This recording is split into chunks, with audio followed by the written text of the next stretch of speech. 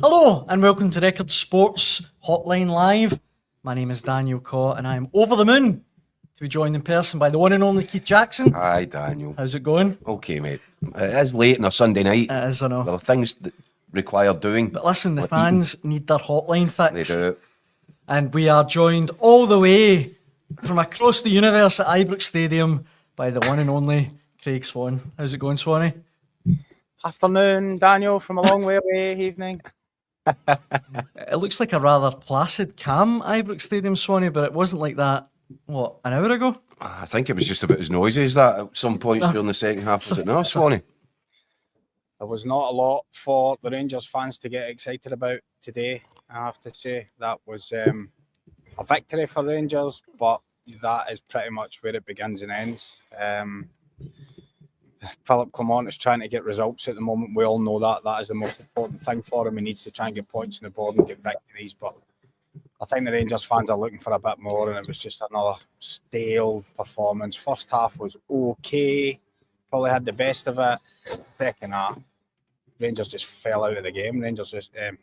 Hearts took a bit of control in the middle of the park.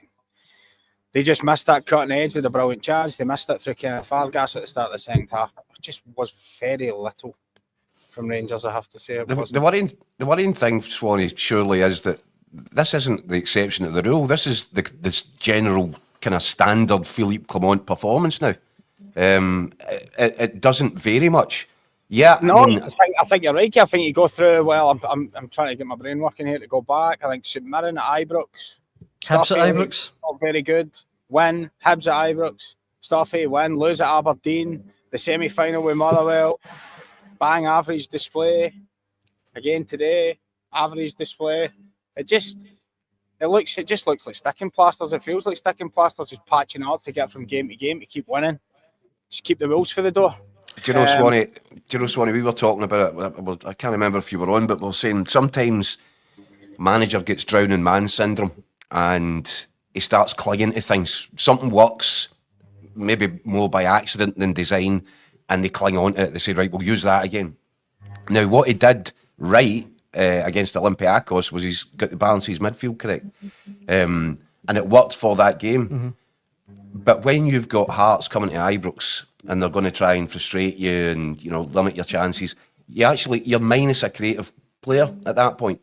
So totally this is where it doesn't make any sense. And I felt, don't know about you, Swanee, you were there, but they really struggled for invention or a bit of spark or creativity in the final third.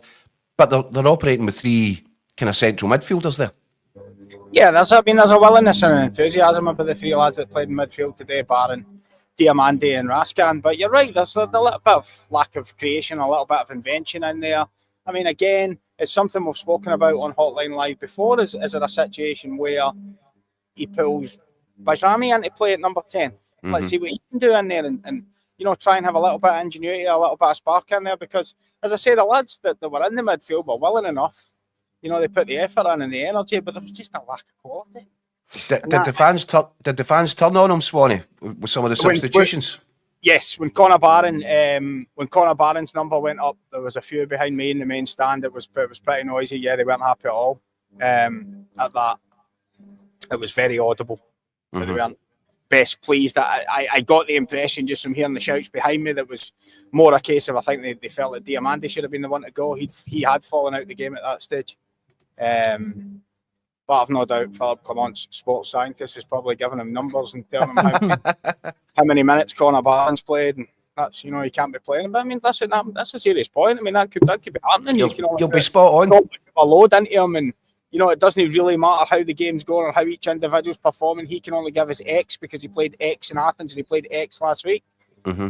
I don't think we can rule that out because that type of thing's been happening. And just to get back to your point, Keith, about the being in a cycle. I know you've mentioned it before. We're in this cycle with Philip Clement at the moment. If Hearts score an equaliser, yeah, pandemonium. You're one goal away from a man being out. We're just in this cycle now with Rangers. A result goes bad, somewhere where it's not expected to happen, like at home in a game like today against Hearts in 11th place. If someone scores Hearts, he's hanging on to his job tonight. In fact, he's maybe not even got it in the morning.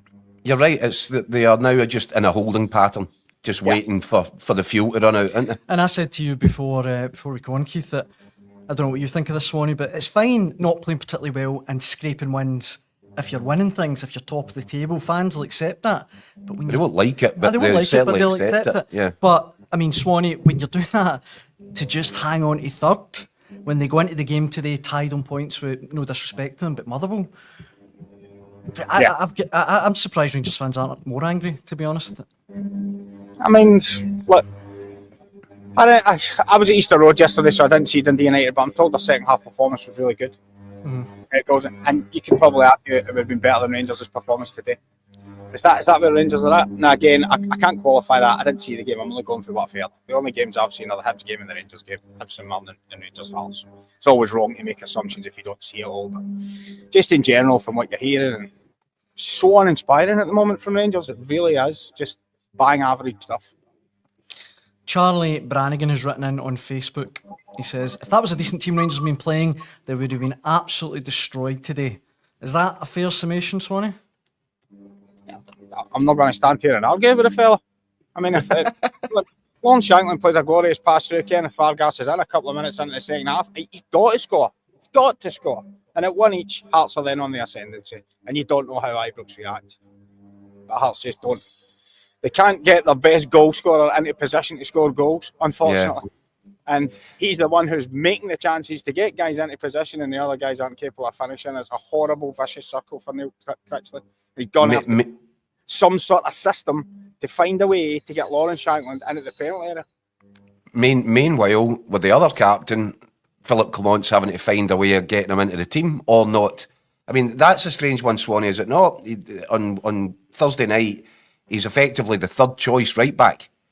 I don't think that's a strange one at all. I think you're beginning to see the evolution of. We talked about it. I think it's strange, mate. Last week.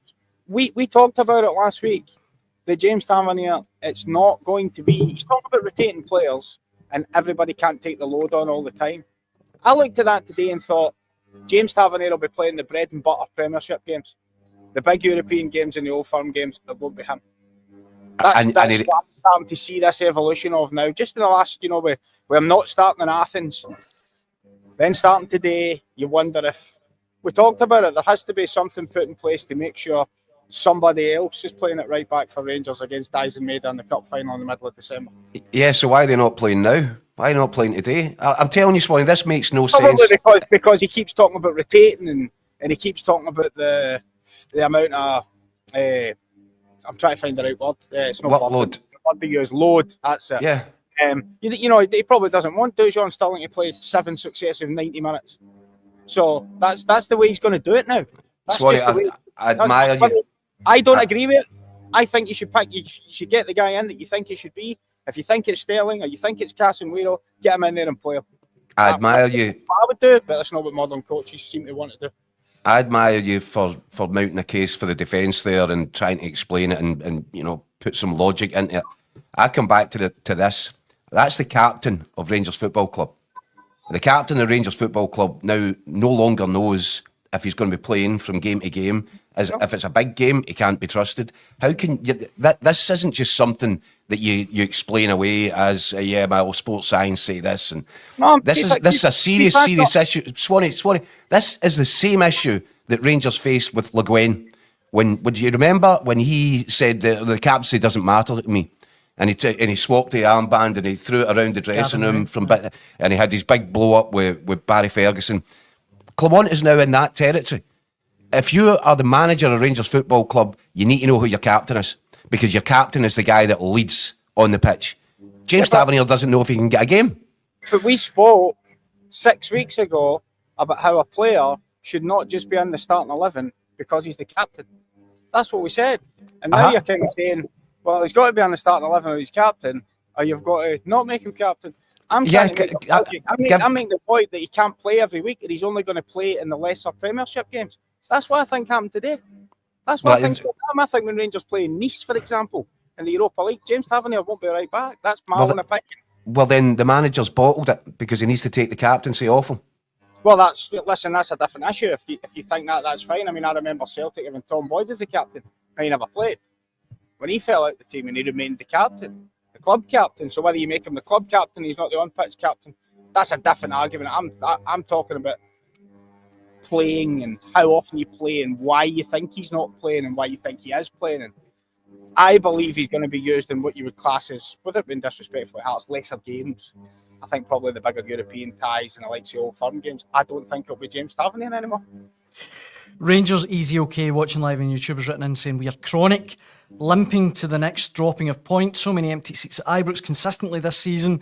When do you ever see that? If we had a competent people running the club, we would use the international break to get a coach in who can coach the team properly. It's dire. Take away the 6 goals against Ross County. We've scored 10 goals in 10 league games. It's embarrassing. And I'm just laughing because I thought he said you're chronic. He could have been forgiven for that.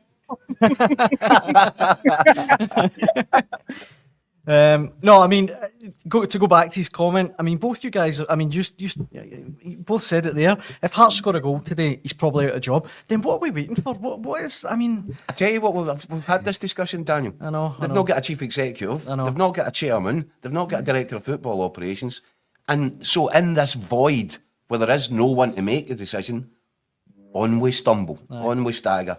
Eventually it'll get to the point that doing nothing is no longer an option. And I suspect that moment will come if Rangers get a real, well, any kind of defeat, but if they get a really sore defeat against Celtic in the League Cup final, they can't do nothing at that point. But until that point, they will cross their fingers, stick 2 pencils up their nostrils, stick a pair of pants on their head and just hope that everything gets better, when evidently it's not going to get better. Do you know, I almost think, Keith, there might be like that. I agree with you 100%, and I think that there may almost be a bit of hope that Philip Clement can somehow limp to the games with Celtic, because a new manager coming in does not want to be on the end of 2 hidings from Celtic as soon as he walks in the door. Yeah, that's true. And looking at the squads, that's what could happen. Whereas if it's Clement's last stand, well, fair enough, and then it's cleared for a new manager to come in after that. But you can't. But Swanee, this is Rangers. You can't. Yeah, you can't plan like that. I know, but I'm just saying that you can't operate. You can't operate and make crucial decisions based around being petrified of what Celtic might do.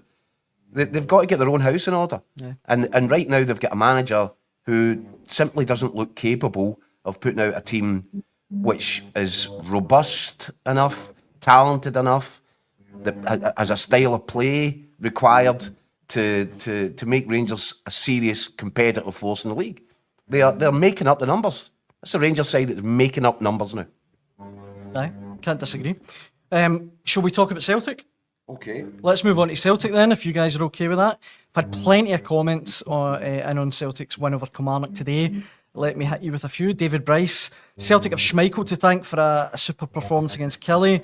Kelly were Celtic's toughest domestic opponent of the season and didn't deserve to lose. Trusty was immense. Kenny Wilson says, no doubt Celtic were lucky to get 3 points against Kelly, as every player was not at their best, but that's what champions do. Nicholas Kuhn once again showing his quality with the second goal. But it's about time these plastic pitches were banned in the top flight. They are totally awful and make every game on them horrible to watch. And let me just finish with this one from Bill Lockerbie. Interesting to read the plaudits given to an average Kelly side against a Celtic team who have no equals at this time. The reality, however, is that a plastic pitch, apart from ruining football as a spectacle, simply equalises the worst with the best. I mean, again... Kilmarnock have had results under Derek McInnes at Celtic Park. Aye, so that's no valid. Aye, that's fair, aye. Let's just give the guy a bit of credit. Aye. Because, you know, Celtic escaped with a 2-0 win. Kilmarnock with a better side.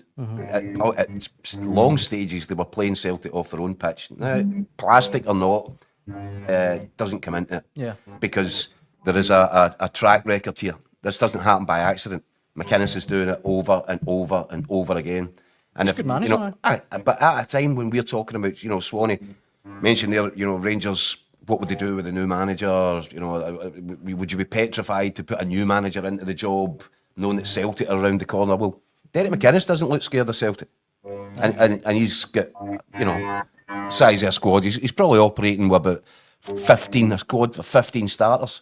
and after that it's kids.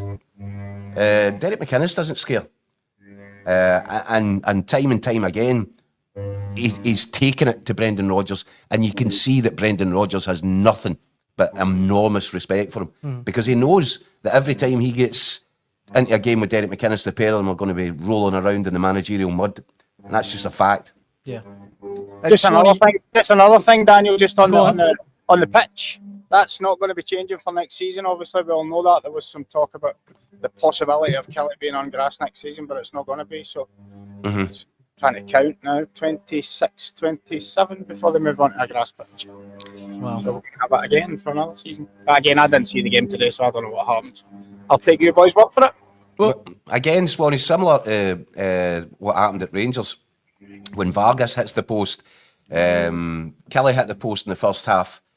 Marley Watkins went through. And it should have scored. I mean, how did he not score? It was a good effort. He's lifted it over Schmeichel, but yes, he should score it. But it's those little breaks now. I think it's towards the point that you were making, Daniel, is, Celtic fans are coming away for Rugby Park. They're not caring. Yeah, it wasn't the kind of performance that they expect from this side.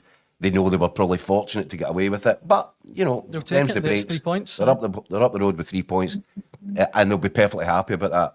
Whereas Rangers fans are walking away for this saying, "I'm not sure how much more that they can take of it," and that's the difference between the two sides. Swanee, I know you didn't see the game today, but you were at the Celtic Leipzig game in midweek, and Nicholas Kuhn again today. But I mean, a brilliant goal. That the pace that he showed to get away down the right-hand side and the finish was just brilliant. 10 goals, 10 assists for him this season. I mean, personally, I'll hold my hands up. When he first came in, I know he had medical issues and what have you, I can't believe how much he's improved from when he first came in. I mean, he's just a brilliant player, Swanee. It's funny, I was actually I was thinking about it when I heard about his goal today. Again, I haven't seen it. But there's shades of the Arjen Robben here, isn't there? With this. A wee bit, aye. Coming in off the right-hand side and just bending it into the bottom corner. I think he scored about 5 or 6 goals in the last couple of months doing that. People know it's coming, but you can't do anything to stop it because he's just doing it consistently well. Listen, Daniel, I don't think you were alone. And we are the Olympic champions in Scotland of writing after I've played about 3 or 4 games. Oh, he's no good. Oh, Austin Trusty, he was no good. This one's no good. That one's no good. Slept with a football player. We heard about the please, we won't mention the Nicholas Kuhn dental issues again. I think everyone's bored rigid with that. But he obviously had not everybody settles in at the pace of a Kyogo or a Jota. It just doesn't happen. Celtic have a really good track record of guys hitting the ground running really quickly in the past few years. Just didn't happen. We couldn't, for whatever the reasons that he documented with the health things, but he was the one who said all during pre-season, I've had a strong pre-season, you're going to see the best of me. That was what I needed. And at the moment, listen, I did a thing for the paper a couple of weeks ago about the numbers that that Nicholas Kuhn and Dyson Maeda had racked up. As a Freudian slip there, Swanee. As a comparison against Jota and Leila Bada from 2 seasons ago when Jota and Leila Bada were on fire. And Kuhn and Maeda's numbers were better at this stage of the season. And that's not comparing them with players. That's just comparing them. That's just comparing the impact. Not their style, not the way they play, just the impact and what they're doing for the rest of the team. And, Dyson Maeda can have a game where he doesn't create anything and he doesn't score. And he can be Celtic's most effective player. Because the way he just sets the tempo and hounds everybody, sets the rest of the team into hounding the opposition and they can't play. So, again, that's not based on today, I didn't see today, but just in general, I mean, the two of them are having a fabulous impact. And I see there's a photo on the screen now of the game at Hampden last weekend. If you needed to know what the two of them are all about, well, that Saturday night showed you all you need to see. I think the thing with Celtic as well, I mean, today, long spells, not really in it. Kilmarnock were actually the team in the ascendancy. It was Kilmarnock that were controlling the sort of tempo of the game and the direction of the game. It was all going towards Joe Hart's goal for most of it. Schmeichel's goal. Joe Hart. Was he going towards his goal? Yeah. Towards Schmeichel's goal. And then McGregor, there was I'm going to say, even maybe it was only a couple of minutes, but leading up to Celtic getting the goal, McGregor just started to get on the ball and just try to take in and lead his team further up the pitch, and he started to make passes and he started to influence it, and just for that 2 minutes you start to think, oh, and then all of a sudden, I know it was a fluke, he's crossed the ball in towards Adam Ida. Ida doesn't reach it. Robbie McCrory stands still, and the thing I've sent his far post. But it was just that little moment of influence from McGregor when it was getting away from everybody else. And you see this repeatedly with Cal McGregor. Not his best game by a long shot today, but see when his team, and this is what we're talking about, the importance of a captain and the importance of good leadership and the importance of the armband. McGregor has grown into the armband. He is looked upon as the leader of men. Rodgers has identified him as his on-field general. That's what Rangers need.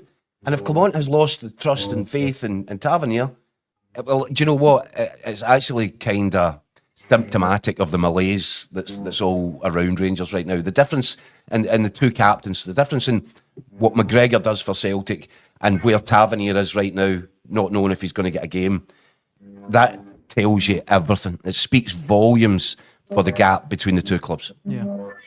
And Keith, we've had a lot of comments sent in as well, sadly not anything to do with football, but about the minutes silence today before the game at Rugby Park, which was marred by...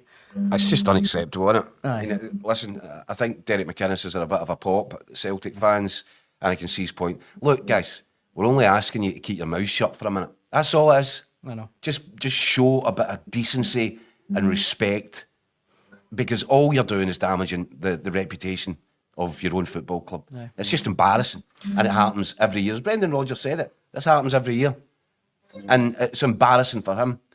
And I noticed that he was wearing his poppy today. Yeah. You know, can't Celtic just take the lead? This guy is a class operator, class act as a manager. The team is progressing out of this world. Just take a little bit from him. Yeah. Because this is embarrassing. This is, and it's the same fans doing the same thing on the same day every year, and it has to stop. It really does. But I don't think it's gonna. No, I don't think so either. Right, should we talk about football again? Yes, please. Swanee, you mentioned you were at the Hibs game yesterday. An absolute shocker for David Gray. I don't take any pleasure in saying it, but I just don't see how that's going to work out well for David Gray now. That first half performance from Hibs yesterday has got to be as bad as a Hibs performance as anyone has seen. I spoke to a few guys there yesterday to see a lot of Hibs, and that was low, even for this season. And I thought it was interesting after the game. Swan, is somebody playing a didgeridoo behind you? The lawnmowers. Yeah, cut the grass. Yeah. I'll see if he'll come down and do mine. No, sorry about that, but I can't help the guys earning a few quid. No, I thought it was very interesting yesterday that David Gray he stood by his players. He stood up for them. He's taken all the responsibility on board himself for the majority of stuff. And yesterday, he just looked to me like he had enough. That first half performance was just unacceptable as well. And it was. And he said the team looked as though they lacked fight and they lacked belief. Now, he was quite right to put it at the door of the players yesterday. The problem you've got is if your players lack fight and they lack belief, that's the manager's job to put that in there. Swanee, you said, didn't you? You said that you think that he should get until turn of the year time, didn't you, David Gray? Yeah. Did what you see with your own eyes yesterday change that opinion? Yeah. It gives me absolutely no pleasure to say that, and because you don't want to see anybody losing their job, and it's ridiculous that a young manager should only get that amount of time, because Hibs knew what they were getting into when they appointed him. But that just wasn't acceptable yesterday. That first half, that's so far gone. And what really struck me yesterday was you expect in that situation fans to be howling and going crazy. And there was a bit of anger at full time. But Keith, you've been there, you've been to enough games. See when it passes the angry stage and it becomes apathy. Oh, that's Shrugging their shoulders. the what- danger zone. That's worse. So Mirren's second goal went in. A few guys shouted, but the majority of folk just shrugged their shoulders and looked at each other as if, oh well, another Saturday watching Hibs. You know at that point, oh no, that's not See, good. The worry is, Swanee, that they've been in this movie before as well. You know, they know what it looks like, what it feels like, what it smells like. A few times they've been in this when your movie, team is entering a relegation season. I was with you, Swanee. I thought you were absolutely correct in what you said. That, you know, the manager needs a bit of time, but once you get into this death spiral, it's very hard to get out of it, and that is the worry. The worry is you look at Hibs right now, and I don't see signs of how they're going to climb out of this trouble. Davy Cook writing in on Facebook, he says, I think Hibs went down the same road as Hearts by going down the robotic employment system, only there are robots, their robots are on the pitch. Good one, David. Swanee, going back to what Keith says there, look, I know he's a young manager, needs to be given time, but looking at that yesterday, it really is now a consideration. Hibs could get relegated. That's what you said. Aye, which just sounds bad. You did it. But it just that just seems unfathomable to me. Hibs, with their budget, the size, everything they've got at their disposal, they could be sitting here in November going, by the way, we could get relegated here. Mm-hmm. That really hadn't entered my thought process until I watched the game yesterday. And I looked at it and I thought, there's nothing there. There's no defensive platform. The goalkeeper let another one clean through him. The defence is so shaky, a mistake for Warren O'Hara gives the goal away. So you've no security at one end. Up the other end, there is a lack of goal threat. Guys are struggling. Martin Boyle's struggling. Eli Yuhan, you don't know what you're going to get. There isn't much there in the forward sense. There's not a lot of goals. If you look at a Ross County, for example, to use them as an example, as one of the teams that you might consider could be in and around this. You've got a Jordan White goal. You've got other players there who can pop up and get goals and win games. Look at St Johnstone. You've got Sidibe and Kimpioka who might be able to pinch you a result or two. You're looking at Hibs, you don't see anyone scoring. And I looked at the three boys that played in midfield yesterday, Triantis, Quan and Joe Newell. And the three of them look identical to me. Mm-hmm. They play identically. They play the same way. There was no variation in the play. Everyone wanted to come and get it to feet. There was just nothing there. It was anemic. That's what the performance was, anemic. I tell you, even worse and even more concerning in terms of how Hibs lift themselves out of this. I think, what is it, Swanee? 15 players either out of contract or returning to their parent clubs at the end of the season. Is that right? 15? Is it 12 or 15? I'm not sure of the exact number, but it's what we talked about before, Keith. It's about 4 or 5 managers worth of players. Yeah, but there's so many of them coming out of contract at the end of this season. Now, where is their head at? That's a worry. If you know that you're staying, then I better get my finger out here, because we could be playing in the Championship next season if we're not careful. But if I've already clocked off, if I've checked out, if you're going to be looking for a new club, am I caring? I'm not that bored. You're going to go through the pain barrier, or going to tackles. No, and I think that's a problem. I think, look, nobody cares more than David Gray, but not even he can get this team motivated enough to go out there and just look as if it's trying. Yeah. So it points to a club which is broken from the top down, and I think there are some real structural issues behind the scenes at Hibs as well as on the pitch, and when you put it all into one big pot, it's actually terrifying for what might happen to them this season. The next game. Sorry, Keith. Sorry about the background horror music thing you were getting there. By the way, somebody's calling a failure up, but it was actually quite chilling horror movie. You're talking about. I thought it was Freddy Krueger. Fair play, yeah. Well, look, Hibs' next game after the international break now is Dundee away. Put you both in the spot because it's my favourite hobby. Will David Gray still be Hibs manager on the 23rd of November? Fingers crossed for him. I hope so. I have my doubts, and I reckon, because Dundee are a good side, a very good manager, experienced guy, that if he is still there, that is the game that might finish him. Yeah.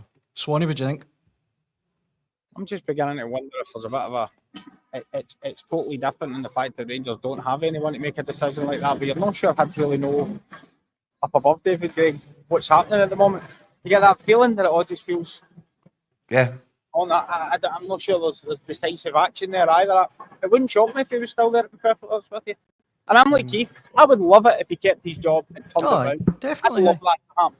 Aye. But based on that first half performance yesterday, I just don't see it. And I think, as I said, I never considered Hibs a potential relegation situation until yesterday. Right, before we finish, guys, let me throw this at you. Mitch Dunn. What a signing Nisbet's been for Aberdeen. A sublime pass for the third goal and a great finish for the fourth. Not a bad sub. And that's a nice segue, Keith, onto talking about Aberdeen 4-1 winners over Dundee yesterday. You could have been forgiven for thinking maybe after the 6-0 defeat to Celtic, they'd be down. This was maybe the beginning of the end. Jumped of their right back incredible on the run. bike. Right back on. Brilliant result. Brilliant second half performance. Yeah, listen, do you know what? Jimmy Tilling is clever enough to realise that if you run into Celtic on a bad day, these things are going to happen. It's going to happen now. But there's a body of evidence behind his work now which tells him and reassures him and the players and the fans that up against everybody else, he'll be fine. And yeah, it just goes from strength to strength. Aberdeen won't go the distance and challenge for the title. They won't, because it just can't happen. But they'll win more than their share of these games against the rest of the competition. And I'm convinced now that second place is more than a realistic target for them. And for us, Swanee, to be in November, and I think Aberdeen's dropped, 2 points? Yeah. That is absolutely remarkable when you sit back and think about it. There's so many seasons where, you think back to when Celtic, the Ronnie Dyler team, perhaps. If this Aberdeen team had been in that league, they might have won the league. They're just kind of unlucky that Celtic are so formidable at the moment. Yeah, and right. Daniel, sorry, Keith, I didn't know you were going to go. Sorry, No, on you go, mate. I was just going to say firepower. The one thing that we've talked about, we're all talking about, can Aberdeen split the Old Firm and can they get to Rangers? And I'm still not sure about that at the moment. But the one thing that you would certainly look at, Rangers are reliant on Cyril Dessers to get them a goal at the moment. Aberdeen are scoring. Everybody's pitching in. Goals coming And that's from not everybody. a good place to be, Swanee. And Kevin Nisbet's coming off the bench and he's got class. Papagay's been out injured and he was the top goal scorer before he went into the treatment room. They've got goals coming from everywhere and they've got so many options now. I was driving back Feaster Road, I didn't see it again, but I'm told Duke was much more at it again. He's getting better all the time. Sochler's done well. Man Ambrose is coming off the bench and scoring. Kevin Nisbet's class. McGrath will score goals. Shaden Morris is making things happen every time he comes on the pitch. As you say, Keith, Jamie McGrath. There are so many goals in that squad that what happens? Scoring 4 goals against Dundee is no surprise. And they're going to do that to other teams. And if you've got that firepower, you can get away with not playing so well and keep digging out decent results. And what ultimately looked like decent performances in the end. And I mean, any Aberdeen fan that walked out of Pretoria last night with 4 goals is absolutely thrilled. Yeah, absolutely. Guys, I think that brings to the end of Sunday's Hotline Live with Record Sport. Thank you for all of the comments you've sent in. We really appreciate it. And thanks for watching. Swanee, you get yourself up the road. Yeah, I'm trying to dodge. There's a wee guy above me firing paper aeroplanes at me. He's using a laptop and he's firing paper aeroplanes at me, so I'm going to get away. Let's get his take on Clement. It's no Barry Ferguson, is it, Ron? No, right, all the best, boys. Good seeing you. Thanks, Swanee, and thank you very much, Keith, and thanks for watching at home. Cheers.